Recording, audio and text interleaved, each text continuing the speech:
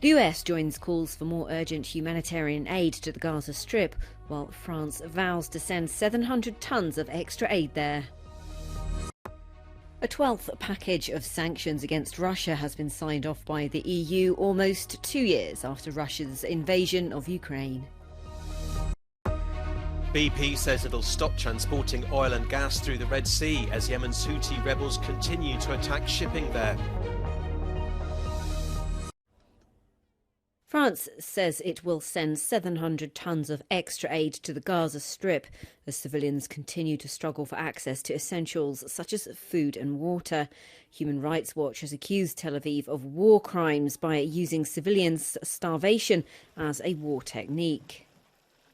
For Israeli authorities, the NGO is anti-Semitic and anti-Israeli. The US has joined the voices calling for more urgent humanitarian aid to the Palestinian enclave. But US Defense Secretary Lloyd Austin assured in Tel Aviv that his country will continue to support Israel in its military efforts against Hamas. On the European side, the head of EU diplomacy, Josep Borrell, deplored the distressing lack of discernment in Israeli operations in Gaza and called again for a humanitarian ceasefire. Despite the criticism, civilian casualties in the Gaza Strip continue to rise. Palestinian authorities run by Hamas report more than 19,000 confirmed dead, without distinction between civilians and militants. The number of wounded exceeds 52,000. The Israeli army assured on Monday that attacks are being aborted to avoid civilian casualties. According to the same Palestinian source, conditions in southern Gazan hospitals are catastrophic due to a lack of human and material resources. Israeli troops are accused of detaining the directors and staff of several hospitals. The EU has signed off on a 12th package of sanctions against Russia, almost 2 years after its full-scale invasion of Ukraine. A ban on Russian diamonds mined, processed and produced in Russia, as well as Russian diamonds processed and produced in other countries, is one of the key provisions, in line with the agreement at the G7. The more sanctions that are imposed, however, the more difficult it gets to carve out new ones, especially if countries feel their economies are getting hit. I don't think anyone believes that this particular sanction is going to be the one that really swings the war in a particular direction. It's just a question now of adding small bits of additional pressure, which may have a limited economic impact, with the hope that it has a long-term impact on the ability of the Russian economy to grow and to technologically transform.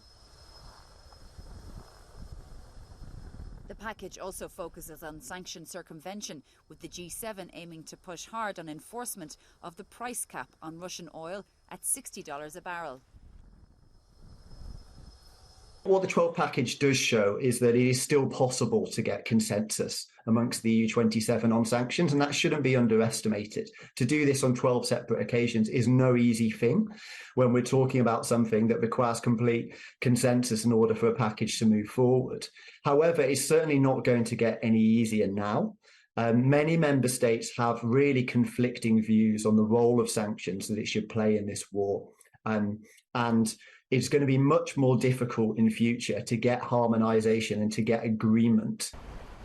Russian aluminium products will also be sanctioned for the first time, as well as a prohibition on software designed to hamper Russia's capacities in the industrial sector.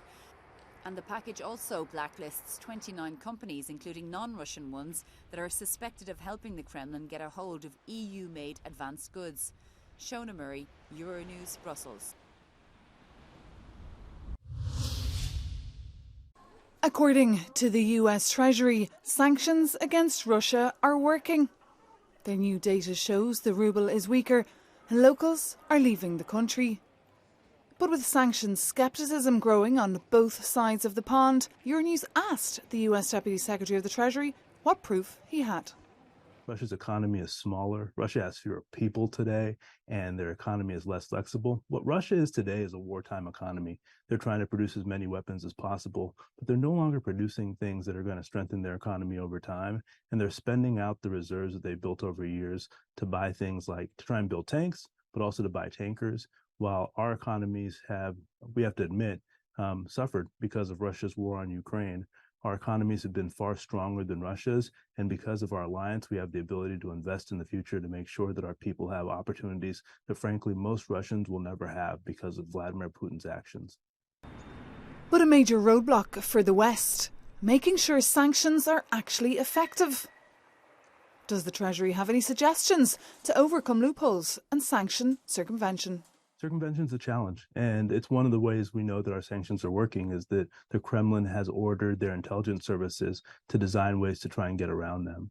But what we've done, working very closely with the European Union, is design an avenue of going after that circumvention using our sanctions and export controls. But we've also went out on joint missions between the United States, the EU, and UK, and went to countries where we're seeing circumvention. We're making very clear to them they have a choice. They can either continue to do business with Russia, a small and getting smaller economy in the global sense, or they can do business with us. Another big challenge, getting the green light for more funding for Ukraine. At a summit last week in Brussels, the Hungarian government blocked a $50 billion aid package. Similarly, in the US, cash for Ukraine remains in limbo. Just like in our country, it takes time to work through these packages. The same is true in Europe. You have to have debates, but ultimately we are aligned from a values perspective, and we're committed to continue to support the European people as they help us defend Ukraine and provide Ukraine with the resources they need. And that's what I expect to happen. As politicians debate, the war drags on in Ukraine with major casualties on both sides. The World Bank says the country will need over €400 billion to reconstruct. Maeve McMahon, Euronews, Brussels. Serbian President Vucic's Progressive Party celebrated its victory in the parliamentary election. The beaten Liberal pro-EU cartel denounced the intimidation of the media and civil rights activists, and opponents of the president took to the street claiming the vote was rigged. International election observers weren't able to confirm a systematic electoral rigging by the government, but they seem to agree with the complaints of the opposition. Any efforts to tilt the playing field is a cause for concern and could potentially impact the outcome. And I think we have been very clear in our report about that there was not really a playing field. They also confirmed other pre-electoral manipulations denounced by the opposition last night. They say they have witnessed irregularities such as stuffing of ballot boxes, great crowds, group voting, and also problems with the secrecy of voting. What they also mention is the massive coming of people from outside of Belgrade to vote in Belgrade, people who are not from Belgrade or from Serbia as well. The final report of the OSCE will be published in 2 months. Yet the alleged frauds could only have been decisive in the municipal election of Belgrade. The rest of Serbia voted for the ruling party. The opposition claims that their defeat is due to the omnipresence of President Vucic in the Serbian media and intimidation against civil servants. Energy giant BP says it'll stop transporting oil and gas through the Red Sea as attacks on commercial vessels by Yemen's Houthi rebels continue. They've targeted Israeli-linked vessels during the war in Gaza and have escalated their attacks in the last few days. Brigadier General Yahya Sarri, the Houthi military spokesman, said on Monday they launched what he described as naval aircraft at the Swan Atlantic, a chemical and oil products carrier, and the MSC Clara cargo ship. Some of the world's top shipping companies and oil giants have now been scared off, meaning that a key route that 10% of global trade passes through is now almost completely out of use. Ships will now have to go around the Cape of Good Hope at the bottom of Africa instead, adding around 10 days or longer to their journeys.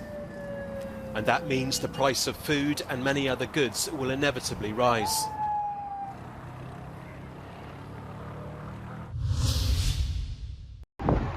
The European Union is investigating the social media platform X over possible breaches of social media law.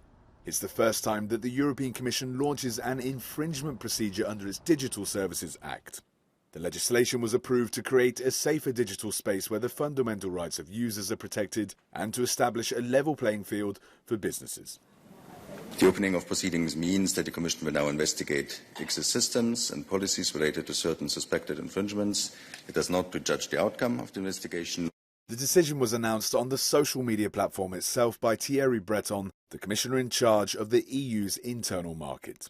The investigation will look into whether X, formerly known as Twitter, failed to do enough to curb the spread of illegal content, and also whether measures to combat information manipulation were effective. The EU will also examine whether X was transparent enough on the matter. The European Commission has already called out Elon Musk, X's owner, to do more towards eliminating hate speech, misinformation and violent terrorist content related to the war between Israel and Hamas.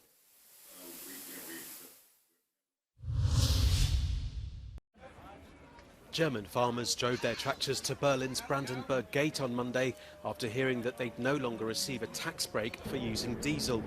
The government needs to plug a €17 billion hole in its budget and has targeted the agricultural sector for not converting to cleaner energy, namely electricity.